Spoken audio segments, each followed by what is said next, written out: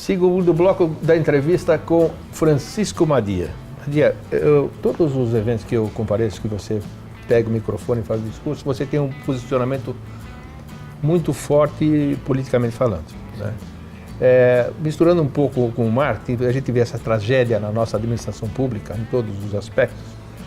Um país não poderia ser administrado como uma empresa. Por exemplo, ter lá um presidente, todos os seus diretores são a favor e todos os seus gerentes, que seriam os prefeitos também, todos do mesmo barco. Seria possível um sonho desse, nessa teoria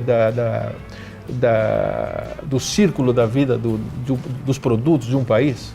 Eu acho que seria, Décio. Eu acho que a gente vai falar muito sobre isso nos próximos 2 anos, né? Eu espero que verdadeiramente, quando a gente começar a viver um novo momento, depois de superar essa crise política que a gente está vivendo nesse momento, nos próximos 2 meses, eu acho que quando a gente conseguir superar isso, a gente vai começar a reformular o país, a gente vai começar a repensar o país em todos os sentidos, né? Você pega, vamos tomar como referência, por exemplo, os Estados Unidos, né? Nos Estados Unidos, a consciência de cidadania é uma coisa muito forte, não é? Ela é inerente à história daquele país, não é? Até porque o processo de colonização foi completamente diferente, a gente tem mais ou menos a mesma idade, mas o processo lá foi diferente. Então, há 200 anos que o americano, ele tem orgulho do país dele, ele é cidadão, ele sabe defender os seus direitos, ele sabe lutar. Completamente diferente do nosso país. Completamente diferente daqui, não é? Aqui no Brasil, não. O processo foi diferente, não é? A gente... nos Estados Unidos, primeiro eles se tornaram cidadão e depois eles se tornaram consumidor. Aqui com a gente aconteceu exatamente o contrário, não é? Aqui a economia teve que prosperar, muitas empresas chegaram, aumentou a concorrência e num determinado momento a gente, enquanto consumidor absolutamente ingênuo, não é? Num país onde faltava tudo, quando começa a ter concorrência, a gente descobre a nossa importância e gradativamente a gente vai valorizando o nosso dinheiro, as compras que a gente fazia, a gente passa a ser mais exigente, né? Eu estou falando de 1994, mais ou menos. Em 1990 a gente ganhou o Código de Defesa do Consumidor e aí um dia a gente se empoderou, para usar um termo da moda, não é? E começou a ter um relacionamento mais franco, mais direto, mais objetivo, mais corajoso com as empresas, não é? Mas, mesmo assim, a gente não se dava conta que o nosso principal fornecedor era incompetente, era balofo, era corrupto, que era o Estado, não é? Que a gente foi alimentando no correr de todos esses tempos, não é? Eu costumo comentar que quando eu morava em Bauru ainda, sei lá, 60 anos atrás, meu pai trabalhava na prefeitura, todo mês, quando meu pai chegava com o envelope do salário, não é? Ele entregava para minha mãe, entre ele pegar o envelope e entregar para minha mãe, saiu uma mão atrás das costas deles e tirava 12% ou 13%, era o Estado, né? E eu fui crescendo, eu fui vivendo, a gente via para São Paulo, você veio aqui, você trabalha aqui, e do 13 foi para 15, foi para 20. Hoje o Estado toma da gente aproximadamente 40% do que a gente ganha, né? Nesses 40% tem uma série de serviços que ele promete fazer, entregar, e não faz e não entrega. Então, além dos 40%, você tem que pegar mais uma parte do teu dinheiro, ou seja, a gente fundamentalmente trabalha meio ano para pagar o Estado, para manter esse Estado balofo, corrupto, com o qual a gente está se defrontando agora, né? Exatamente. Só que você fala assim, mas isso lá atrás era assim, você não tinha como pensar numa nova forma moderna de administração, né? É a verdade, né? Mas com todas as conquistas tecnológicas não faz mais sentido a gente ter esse formato de Estado, né? Está na hora de a gente rever esse formato de Estado, eu espero que a gente faça isso agora e gradativamente vá desinchando esse Estado para que no fundo, lá mais adiante, ele funciona quase como se fosse uma administradora de condomínio, né? Onde a gente paga uma taxa de 10%, 9%, 8%, naturalmente ele não vai prestar todos os serviços que em tese ele prestaria hoje, e a gente vai ter a possibilidade de montar a nossa carteira de serviços que a gente quer, e além dos 10% que ele vai reter da gente, a gente vai pagar mais 5%, 6%, 8%, 10%, vai ter saúde, vai ter educação, mas tem um processo aí de desinflar esse Estado, de desinchar esse Estado, né? Mas é assim que deveria ser dirigido o Estado. Desde de 20 anos para cá, com o advento da internet, mais recentemente com as redes sociais, com o relacionamento que a gente tem hoje, né? Onde a gente consegue hoje, todos os dias, falar com as pessoas que a gente admira, que a gente gosta, onde a gente vai dominando essa tecnologia, não faz mais sentido a gente não ter um sistema de representação onde a gente não pudesse se manifestar mais permanentemente, né?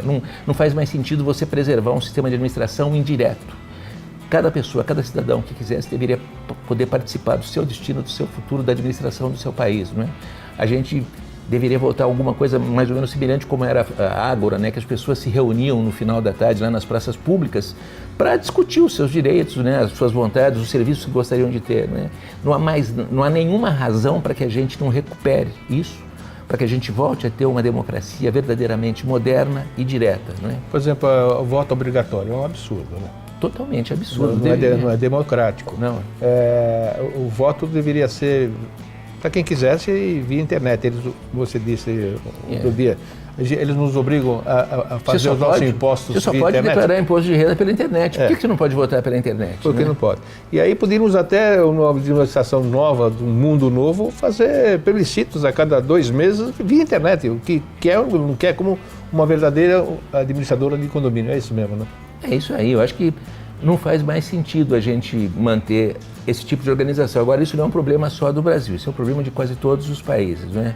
Porque quando os sistemas políticos de representação nasceram, ninguém imaginava que um dia a gente ter toda uma segunda pele no mundo, uma pele digital, né? Onde a gente poderia se relacionar individualmente, desde que quisesse, com os 7 bilhões e tanto de habitantes da Terra, em tempo real, não é?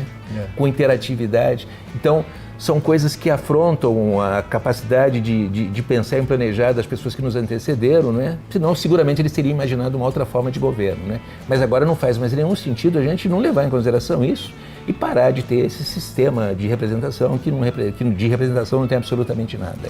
Sai um pouco da política. Você lançou um livro e tem uma palestra com o Fabinho Madia sobre esse tema também. Me fala um pouquinho do livro, dessa palestra, quais são os temas, porque acho que tem tudo a ver com isso que nós estamos conversando. De verdade, esse conceito, esse entendimento lá, no que a gente conversou no nosso primeiro bloco, com o livro do Peter Drucker de 1968, quando ele falava que na virada do milênio a gente ia atravessar a ponte, do lado de lá da ponte ia começar um mundo plano, novo, colaborativo, líquido, etc. Né? Fundamentalmente é disso que a gente está falando, né? A gente está falando disso. E por que aconteceu isso? Pelas razões que ele apontava lá atrás, né? Porque o mundo foi se tornando de verdade uma aldeia global, porque a comunicação se aproximou, né? A gente consegue hoje se relacionar com pessoas que estão do nosso lado, pessoas que estão muito distantes de nós, né? O nosso sistema de relacionamento, os formatos, as plataformas de comunicação ganharam uma outra característica, uma outra dimensão. E nada disso fazia parte do nosso antigo mundo velho, não é? Do mundo que a gente vivia e que ainda, de certa forma, a gente vive até hoje, né? Então está na hora da gente aproveitar todas essas conquistas tecnológicas que a gente teve nos últimos anos, refletir sobre isso e pensar como é que vai ser o mundo daqui para frente. Por mais maluco que possa parecer, talvez o mundo não... Dizem que o mundo caminha num processo de espiral, né? Mas ele não volta para o mesmo lugar, ele passa próximo do lugar onde ele já esteve, mas de uma maneira diferente, né? Então eu acho que é isso que está acontecendo de novo, né? Nesse mundo novo, plano, líquido e colaborativo, a gente vai retomar muitas coisas que a gente deixou suspensa lá atrás, porque o apogeu da chamada sociedade industrial só complicou as nossas vidas, né? Só fez cidades intransitáveis, né? Tem uma frase do Peter Drucker, de 50 anos, que é notável, que ele falava, né?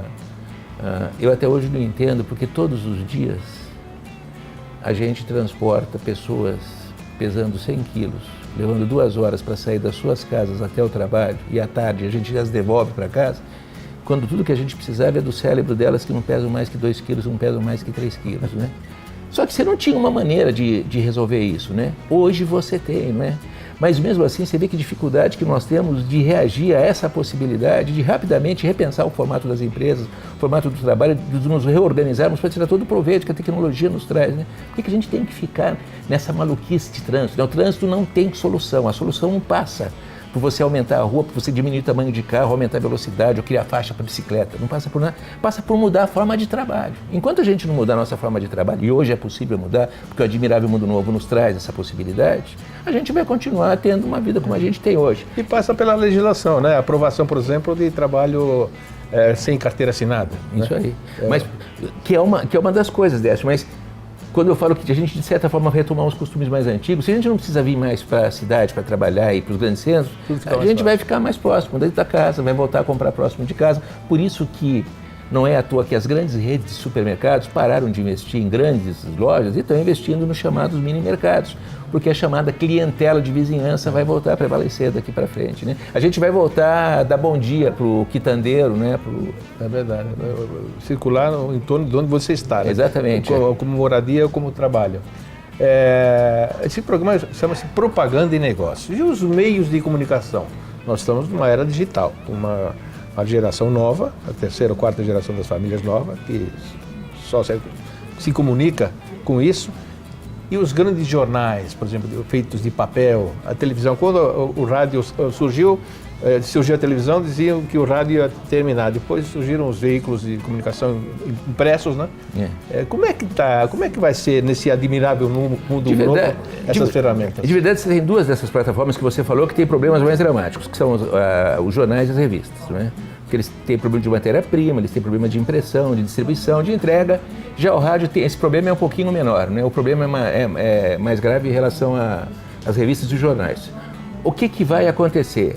Eu acho que jornais e revistas não vão morrer, eles vão ter a sua circulação reduzida significativamente, mas eles vão crescer do ponto de vista da qualidade, eles vão ser extremamente valorizados. Vai ser um privilégio você ter acesso a um jornal, uma revista, onde você vai encontrar as informações genuínas, orgânicas, originais, não é? A partir de um jornalismo investigativo, não é? E todas as demais ferramentas de comunicação, plataformas de comunicação, principalmente a do digital, terão a função de caixa de ressonância, terão a função de repercussão, né? Então, eu acho que é possível, daqui para frente, com os devidos ajustes, depois que cada uma das plataformas convencionais encontrar o seu novo e verdadeiro tamanho, conviver com todas as plataformas do ambiente digital e tocar em frente e se preservarem e manterem vivas. Mas eu não sou pessimista, não. Estou vendo. Eu queria agradecer a sua gentileza, o nosso segundo bloco terminou. Eu acho que o teu programa tem que ter os 4 blocos. Eu gostaria de voltar aqui mais para frente para falar de outros temas, porque sempre que eu estou com você, para mim é um grande aprendizado. Desde 1970, quando eu estudei, você era professor da minha universidade, eu te admiro, eu gosto muito do que você fala e dou uma visão de futuro, que é para poucas pessoas. Tá bom. Muito obrigado. Até uma próxima. Obrigado pela presença no nosso programa. E esse foi Madia, que deu um show de sabedoria, simplicidade e de competência e facilidade de conversar sobre o passado e sobre o futuro, principalmente. Eu espero que vocês tenham gostado e até a próxima. Tchau.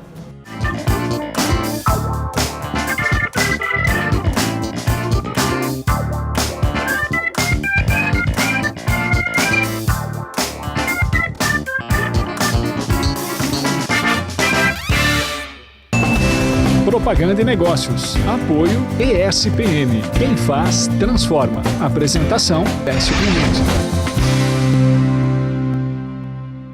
A pós-graduação à distância ESPM foi criada para oferecer educação inovadora independente de barreiras geográficas e temporais e para democratizar o acesso ao conhecimento. As disciplinas são apoiadas por webconferências, além de encontros presenciais semestrais com importantes profissionais do mercado. E, ao transformar conhecimento em novas oportunidades, forma líderes com o DNA ESPM. Pós-graduação à distância ESPM. Conecte-se com o futuro. ESPM. Quem faz, transforma.